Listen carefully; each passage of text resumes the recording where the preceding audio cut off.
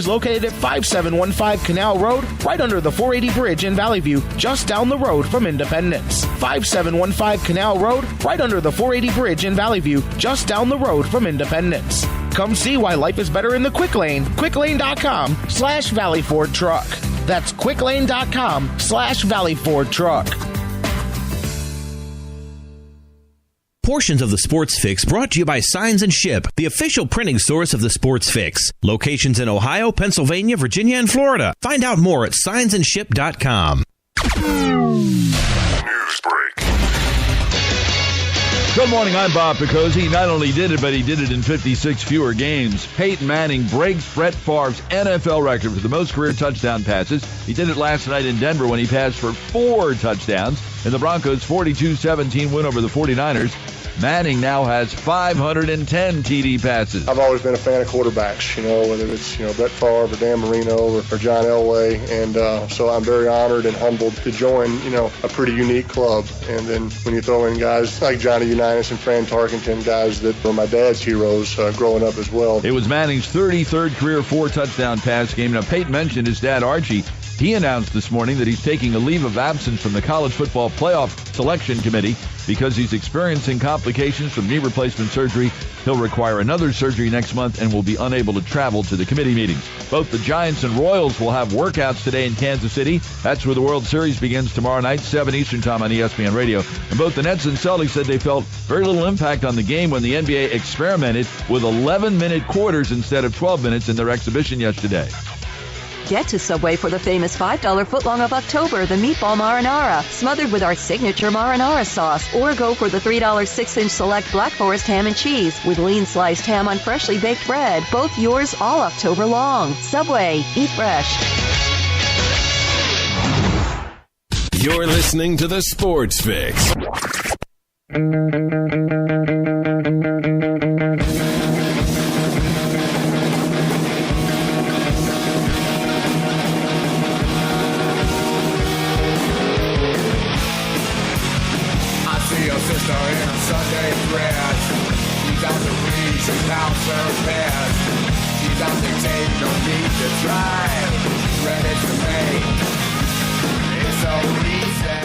Welcome back to the Sports Fix, live across the Sports Fix Radio Network. J-Rock back with you, rolling on here as we kick it into another gear here. Thanks to LG for the phone call in the last segment. We'll open the phone lines back up to you guys here a little bit later on. Of course, I know some people with some frustrations to vent from yesterday. We're going to keep talking NFL and Browns here. Jaguars, ugly loss. Time to break it down and move it on, baby. That's what you break these ones down as quickly as possible. But we'll talk about it with my man coming up next, John McMullen from the Sports Network Plus. Peyton Manning, as you heard in the break, as you saw last night, the touchdown king. We'll talk about all the NFL action. We'll recap the action for the rest of the AFC North as well. The upset of Seattle. And Seattle, hey, I know the sky's falling in Cleveland at 3-3.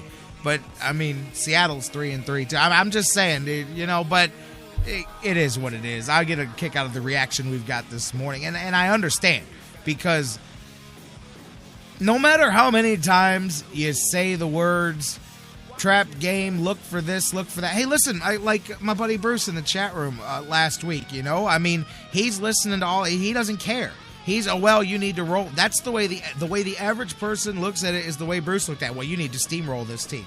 If you don't steamroll this team, then it's as good as losing. And then meanwhile, you hear enough people like that talking at you all week. You don't even win the game, let alone destroy the team there. And that's funny, though, because it doesn't matter how many people. You do a whole week of sports talk, right? And people act like you're wasting your time by preparing them for the things that you have to worry about with the Jaguars. Like, why are you wasting your time talking about Jacksonville? They don't have anything over there on the other side. Well, apparently we weren't exactly wasting our team. My point is, though, is if the fans do that, and if the media and everybody else, then obviously you can say that players don't do it, and they'll tell you that they're not supposed to do it, but not supposed to and don't do are two different things. My kids do a lot of things that they're not supposed to do, and they don't necessarily admit to it either. So anyways, but so we had all those worthless conversations for nothing, because it was a rubber stamp victory that somebody forgot to rubber stamp. Now, hey, bounce back because you better, because you got another team that's going, hell, they got their first win. We can get ours against the Browns too. Let's talk about all of that with my man, John McMullen from the Sports Network. He's with us every Monday. He's here now. You can't call. You can go Facebook, Twitter, email, facebook.com/thesportsfix. Tweet with us at the SportsFix CLE. Email us, thesportsfix@AOL.com. John McMullen on the hotline. How you doing, my man? John, are you with me?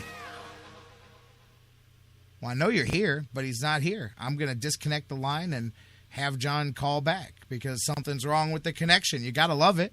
Somebody's in the gremlins in the connection. McMullen will call me right back here. We'll give that 1 second, but picking up right there.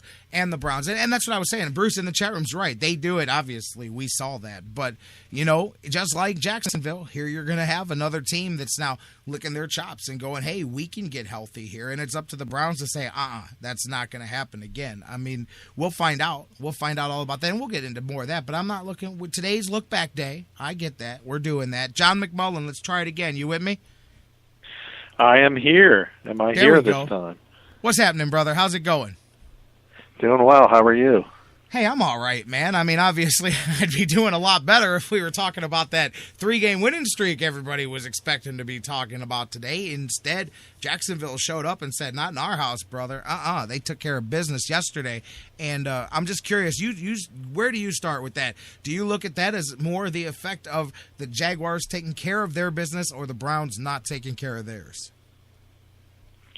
Well, I think it's a little bit of both. We talked about it last week in the fact that, you know, one of the issues that you're going to have to see is how do you handle success, at least some success. And, you know, Cleveland was in a situation where they had a chance to go on the road against a team that they were perceived to be better than and make a statement, and they did the exact opposite. And, you know, that's part of life in the NFL. Coaches talk about it all the time. You know, it's harder to handle success than it is failure at times. And the Browns just didn't do it well. I think the Alex Mack injury showed up. We talked about that it might. It's one thing to have a guy, you know, pick up for a Pro Bowl player in the middle of the game. It's entirely another to go forth, moving forward, because you have opposing defensive coordinators now game planning with that in mind. And I think you kind of saw it because, you know, to me the strength of the Cleveland offense had been the running game, and that was stopped dead in its track. Instead of throwing 17 times against Pittsburgh, Brian Hoyer's throwing over 40 times against Jacksonville. And that's not a recipe for success for this team at this particular time. And this isn't college football. I say it all the time. You know, people act like, you know, whether it's Jacksonville, whether it's Oakland, whoever, these are professional players. It's not Alabama against Florida Atlantic. This is an NFL team, and you saw Denard Robinson and how athletic he is. And if he gets going in the right direction, it can be an issue. And it was an issue for Cleveland certainly yesterday. Yeah, for sure. That played right along into the weekend up front. And even when the up front was healthy for the Browns, though, getting gashed really since week 1 in the running game.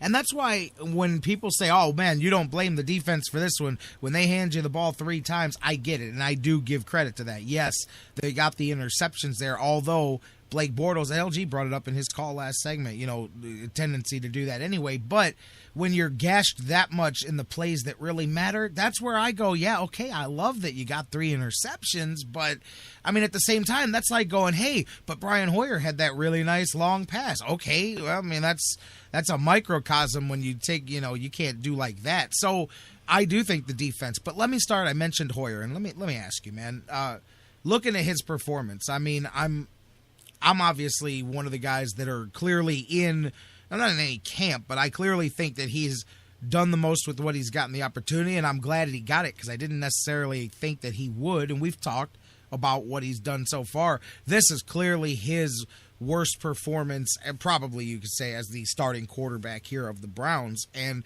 so now it's the first chance to look at him. But what do you equate that to? I mean, obviously losing the running game is a part of it because those play actions were what were allowing those receivers to run open for him out there. But I mentioned at the beginning of the show, you combine not having the play action with not being able to get those receivers open, and then you had not only the misses by Brian Hoyer, but you had some dropsies for the first time this season where a couple of guys got their hands on balls they didn't catch. All things that the Browns have not done. They kind of got hit by all of them here, whether it's turnovers, drop passes, missed passes, all of that combines there. But I mean, when you put all that together, does it change yesterday's game? What you look at when you see Brian Hoyer, or really all of those things are the pretty much why it ended up the way it did?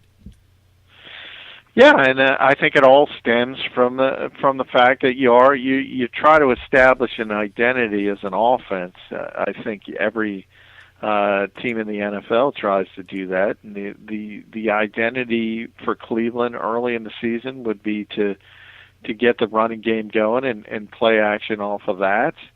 And by and large, they've been able to run the football. That stopped yesterday, and once it did stop, you see the rest of the machination sort of break down, and that's the way it goes. It's not just for Cleveland, but for any NFL team. If you don't do what you do well, you're going to have a long day on the offensive side of the football, and that's exactly what happened. You just, moving forward, you have to make sure this doesn't develop into a trend, and obviously the fact that you go home and have another seemingly easier opponent on the horizon, there should be some optimism, and this should be a wake-up call for this team to know that, you can't go into a game and assume you're just going to beat Jacksonville. As I said, this isn't college football. This isn't where you can just show up on Sunday and beat a particular opponent. Any NFL team could jump up and beat you. And I think they had to learn. This is not a team steeped in winning tradition that used to handling success. And I think they read some of the nice press clippings, and I think that was part of it, to be perfectly honest. I'm with you there. I mentioned that before. I mentioned it off the air to some people, too. I honestly, truly believe that. I know they'll tell you no, but I'm telling you, you got to think if it's that natural. Look at yesterday. Okay, Friday, we do our weekly, we got a load of guests on Friday, and we all take our panel of who's going to. It was the first clean sweep for the Browns in a year, basically back into last season. And ESPN, their panelists, had the clean sweep, and they mentioned it during the game. CBS, same thing, clean sweep. And if you notice, the NFL Today did the pregame. They did a segment on the Browns, and as soon as I saw that segment, I said, man, I got a bad feeling about this, because all of a sudden, nobody thinks the Browns are going to lose this game. And I can't remember the last time I saw this, but I just got a funny feeling that this is not going to work out well. But seriously, if everybody is on that side, you can't tell me that there's not people on the Browns feeling the same way, because I would probably be feeling that way too, if I'm being completely honest with you. If I'm looking over at Jacksonville, I'm going, yeah, I respect them, but man, we're going to beat them, man. Come on, man. This the Jaguars. Yeah, and it drives, and I constantly talk about this, and it drives analytics people crazy, but it's human nature. And I talk about it, with the Seattle Seahawks. You're seeing what's going on. It's not about necessarily football. It's about the fact that they won the Super Bowl, and they're not as hungry. Think about yourself and your normal life. You wake up each day. Sometimes you got a little bit more pep in your step than others. Yep. Nobody is able. That's the nature of, and that's why gamblers pull their hair out, and stats people can't stand when you talk about things like momentum and trap games, and because in their world it doesn't exist. In the real world, though, it does exist, and it's difficult to go into a game. You think about, what do the Pittsburgh Steelers mean to the Cleveland Browns? That was a signature win for that organization. That's their rival. That's the team that beat them 18 out of 19 games with Ben Roethlisberger as the starting quarterback.